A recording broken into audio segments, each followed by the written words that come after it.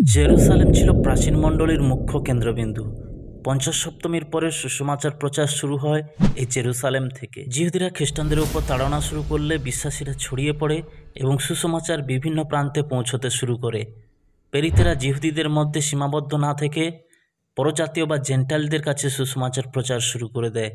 বিশেষ করে পৌলের কনভার্সনের পরে পৌল এবং বার্নাবাস অ্যান্টিওক, আইকোনিয়াম, লুস্ত্রা, দার্বিতে সুসমাচার প্রচার করে, যার আউটকাম অনেক ভালো ছিল এবং বহু গ্রিক ও পরজাতীয়রা প্রভু যিশুকে বিশ্বাস করেন এবং মণ্ডলীতে অন্তর্ভুক্ত হন।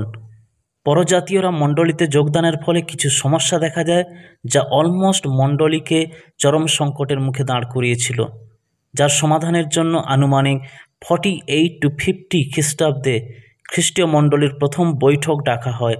এটি জেরুসালেম কাউন্সিল বা জেরুসালেম মহাসভা নামে পরিচিত। এই জেরুসালেম কাউন্সিল বা বৈঠক ডাকার মুখ্য উদ্দেশ্য পেরিত তার 15 অধ্যায়ে উল্লেখ করা রয়েছে।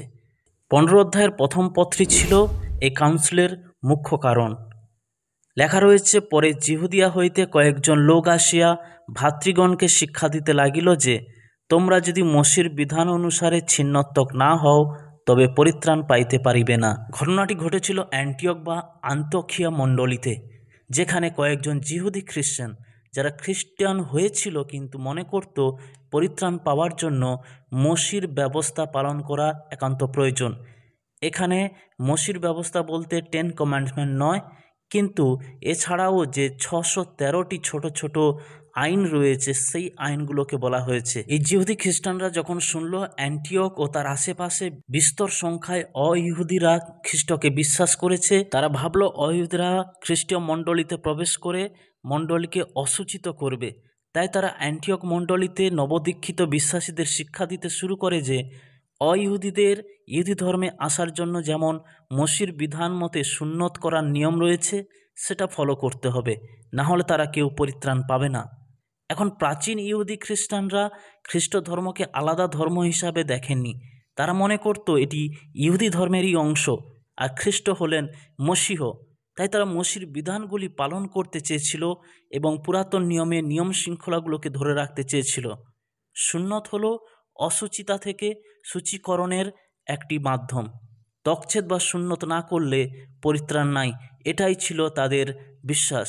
এই ভ্রান্ত শিক্ষার জন্য তাদের পৌল এবং বার্নবাস আর্গুমেন্ট করেছিল, তাদের বিরোধিতা করেছিল। আর এটি আমরা পরিষ্কার গালাতীয় মণ্ডলীর প্রতি লেখা চিঠিতে প্রথম এবং দ্বিতীয় অধ্যায়ে উল্লেখ দেখতে পাই। আর এই সমস্যার সমাধানের জন্য পৌল এবং বার্নবা জেরুসালেমে পেরিতদের, প্রাচীনদের সাথে কথা বলার সিদ্ধান্ত নেন এবং তারা যারা মণ্ডলীর স্তম্ভরূপে চিহ্নিত তাদের সাথে সাক্ষাৎ করতে উদ্যোগী হয়। এই কাউন্সিলের একটা ইমিডিয়েট কনটেক্সট রয়েছে। পৌল এবং বার্নবা যখন জেরুসালেমে পৌঁছালেন, সকলে তাদের আনন্দের সাথে অভ্যর্থনা জানালেন। সেই সঙ্গে পৌল এবং বার্নবা ঈশ্বর কিভাবে পরজাতীয়দের মাঝে আশ্চর্য কাজ করছে সেটা শোনালেন। তখন কিছু খ্রিস্টান যারা ফরিসি দল থেকে আসছিল তারা বলতে লাগলো সেই লোকেদের সুন্নত বা মোশির ব্যবস্থা পালন করতে শিক্ষা দেওয়া দরকার। সমস্যা এত গুরুতর ছিল যে উভয় দলের মধ্যে অনেক তর্কযুদ্ধ লেগে যায়। এটি প্রাচীন মণ্ডলীর একটা সিরিয়াস ইস্যু ছিল, যা মণ্ডলীকে বিচ্ছেদের দিকে ঠেলে দিচ্ছিল। ফাইনালি 6 পদ বলছে, এই বিষয়ে আলোচনার জন্য পেরিতবর্গ ও প্রাচীনবর্গ একত্রিত হলেন। এই বৈঠকটি দুটি প্রধান বিবাদের মীমাংসার জন্য ডাকা হয়। প্রথমত, পরজাতীয়দের মণ্ডলীতে প্রবেশ করতে হলে তাদের সার্কামসিশন বা সুন্নত করতে হবে কিনা। দ্বিতীয়ত, পরিত্রাণ পাওয়ার জন্য কি মোশির ব্যবস্থা পালন করতে হবে। এই সভার প্রতিনিধিত্ব করেছিলেন জেমস দ্য জাস্ট, যিনি প্রভু যীশুখ্রিস্টের ভাই ছিলেন। তিনি ছিলেন জেরুসালেম মণ্ডলীর মুখ্য বা প্রধান। বৈঠকের শুরুতে সমস্যাটি উপস্থাপন করা হয় এবং উভয় পক্ষের মধ্যে অনেক আলোচনা হয়। আলোচনা ধীরে ধীরে বাদ বিবাদে গিয়ে পৌঁছায়। তখন পেরিত শিষ্য পিতর উঠে দাঁড়ায় তার বক্তব্য পেশ করার জন্য। পেরিত 15 অধ্যায় 7 থেকে 11 পদ। হে ভাতৃগণ, তোমরা জানো ইহার অনেকদিন পূর্বে ঈশ্বর তোমাদের মধ্যে আমাকে মনোনীত করিয়াছিলেন, যেন আমার মুখে পরজাতীয়রা সুসমাচার বাক্য শুনিয়া বিশ্বাস করে। আমার ঈশ্বর, যিনি অন্তঃকরণ জানেন, তিনি তাহাদের পক্ষে সাক্ষ্য দিয়াছেন, আমাদিগকে যেমন তেমনি তাহাদিগকেও পবিত্র আত্মা দান করিয়াছেন, এবং আমাদের ও তাহাদের মধ্যে ইতর বিশেষ রাখেন নাই, বিশ্বাস দ্বারাই তাহাদের চিত্ত সূচি করিয়াছেন।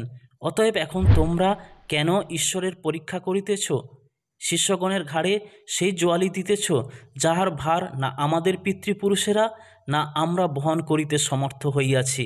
কিন্তু আমরা বিশ্বাস করি, উহারা যেমন আমরাও তেমনি প্রভু যিশুর অনুগ্রহ দ্বারাই পরিত্রাণ পাইব। প্রিতর, তিনি নিজে জানতেন ঈশ্বর পরজাতীয়দেরকেও মনোনীত করেছেন, কারণ 10 অধ্যায়ে তিনি যে দর্শন দেখেছিলেন সেটা পরজাতীয় সম্পর্কে। কারণ ঈশ্বর তাকে কর্নেলীয় এবং তার পরিবার কাছে সুসমাচার প্রচার করতে আদেশ দিয়েছিলেন। মানুষ তার কর্ম বা জন্মসূত্রে ধার্মিক হয় না, একমাত্র যীশুখ্রিস্টে বিশ্বাস দ্বারা ধার্মিক হওয়া যায়। ঈশ্বরের কাছে কোনো জাতি অসুচি নয়। তিনি আরও বলেছিলেন, পরজাতীয় খ্রিস্টানদের ওপরে মসির বিধান চাপিয়ে দেওয়া অর্থাৎ জোয়ালি চাপানোর মতো হবে, যেটা না আমাদের পূর্বপুরুষেরা পালন করতে পেরেছে না আমরা পেরেছি। পুরাতন নিয়মে অনেক বিধিনিষেধ রয়েছে, 613টি মোজাইক ল বা মসির বিধান, যা অনেক ভারী এবং পালন করা কঠিন। কিন্তু প্রভু যিশুর বোঝা হলো হালকা, সুতরাং নবদীক্ষিত খ্রিস্ট বিশ্বাসীদের ওপর এইসব অপ্রয়োজনীয় বিধানগুলো চাপিয়ে দেওয়া উচিত হবে না। সেই সাথে বিধান পালন করে আমরা কেউ পরিত্রাণ পাইনি, কেবল প্রভু যীশু খ্রিস্টের অনুগ্রহ দ্বারাই আমরা পরিত্রাণ পেয়েছি। পিতরের বক্তৃতার ঠিক পরে পৌল এবং বার্নবা কাউন্সিলের সকলের উপস্থিতিতে কিভাবে ঈশ্বর পরজাতীয়দেরকে মনোনীত করেছেন তা উপস্থাপন করেন। ঈশ্বর যেভাবে ইহুদিদেরকে গ্রহণ করেছে, ঠিক একইভাবে পরজাতীয়দেরকেও তিনি গ্রহণ করেছেন। আমি নিশ্চিত এরপরে ফরিসি দল থেকে আসা খ্রিস্টানরা তাদের যুক্তি উপস্থাপন করেছিল এবং যথাসম্ভব তারা চেষ্টা করেছিল যাতে সার্কামসিশনের বিধান এবং মসির ব্যবস্থাকে ধরে রাখা যায়। পিতর ও বার্নাবার পরে পরিষদের সভাপতি জেমস দ্য জাস্ট তার নিজের বক্তব্য পেশ করেন। তিনি পিতরের বক্তব্যকে সাপোর্ট করে কিভাবে ঈশ্বর পুরাতন নিয়মে ভাববাদী আমোস দ্বারা কথা বলেছিলেন যে দাউদের পতিত কুঠির আবার গাঁথবেন। এই ভাববাণী অনুসারে ঈশ্বর খ্রিস্টের মণ্ডলী প্রতিষ্ঠা করবেন, যেখানে ইহুদি এবং অইহুদি উভয়ে ঈশ্বরের অন্বেষণ করতে পারবে। তারপর তিনি তার বিচার পেশ করেন, যে সমস্ত পরজাতীয়রা ঈশ্বরের পথে ফিরে আসছে আমরা তাদেরকে কষ্ট দেব না, কিন্তু পরজাতীয় বিশ্বাসীদের জন্য আমরা কিছু নির্দেশিকা তৈরি করব।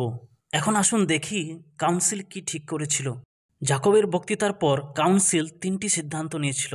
প্রথম, যারা অইহুদি পরজাতীয় খ্রিশ্চান তারা যেন প্রতিমার কাছে উৎসর্গকৃত প্রসাদ ভক্ষণ না করে। দ্বিতীয়ত, বিবাহ বহির্ভূত অবৈধ যৌন সম্পর্ক অর্থাৎ ব্যভিচার থেকে যেন বিরত থাকে।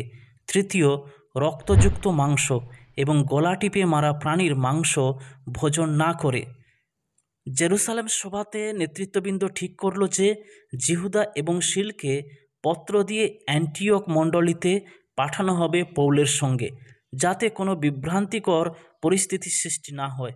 পূর্বে যারা সেখানে গিয়ে শিক্ষা দিচ্ছিল তাদেরকে জেরুসালেম মণ্ডলী প্রেরণ করেনি, তাই চিঠির মাধ্যমে জেরুসালেম পরিষদ তাদের আলোচিত সিদ্ধান্তগুলি উল্লেখ করে মণ্ডলীর বিশ্বাসীদেরকে অবগত করা বিহিত মনে করল। 28 পত্রী বলছে, কাউন্সিলের সিদ্ধান্ত পবিত্র আত্মার পরিচালনায় হয়েছিল। এরপরে কাউন্সিলের সিদ্ধান্ত অনুসারে জিহুদা এবং শিল অ্যান্টিওক মণ্ডলীতে যান এবং মণ্ডলীর বিশ্বাসীরা প্রেরিত শিষ্যদের চিঠি পেয়ে আনন্দিত হন এবং মণ্ডলীতে ইহুদি অইহুদিদের মধ্যে যে বিভাজনের ভয় দেখা দিয়েছিল তা দূর হয়ে যায়। জেরুসালেম কাউন্সিলের ফলে পরজাতীয়রা মণ্ডলীতে প্রবেশের জন্য তকছেদের নিয়ম থাকল না। আর তাই পৌল গালাতীয় মণ্ডলীর প্রতি পত্রে 2 অধ্যায় 3 পদে লিখেছে, এমনকি তীত যিনি আমার সঙ্গে ছিলেন তিনি গ্রিক হইলেও তাহাকে তকছেদ স্বীকার করিতে বাধ্য করা গেল না। সেই সঙ্গে তিনি আরও লিখেছেন 15 পত্রীতে, আমরা জাতিতে জিহুদি, আমরা পরজাতীয় পাপী নহি, তথাপি বুঝিয়াছি ব্যবস্থার কার্য হেতু নয়, কেবল যীশুখ্রিস্টে বিশ্বাস দ্বারা মনুষ্য ধার্মিক গণিত হয়। সেই জন্য আমরাও খ্রিস্ট যিশুতে বিশ্বাসী হইয়াছি, যেন ব্যবস্থার কার্য হেতু নয় কিন্তু খ্রিস্টে বিশ্বাস হেতু ধার্মিক গণিত হই। আর যদি ব্যবস্থা দ্বারা ধার্মিকতা লাভ হয় তাহলে খ্রিস্ট অকারণে মরিলেন।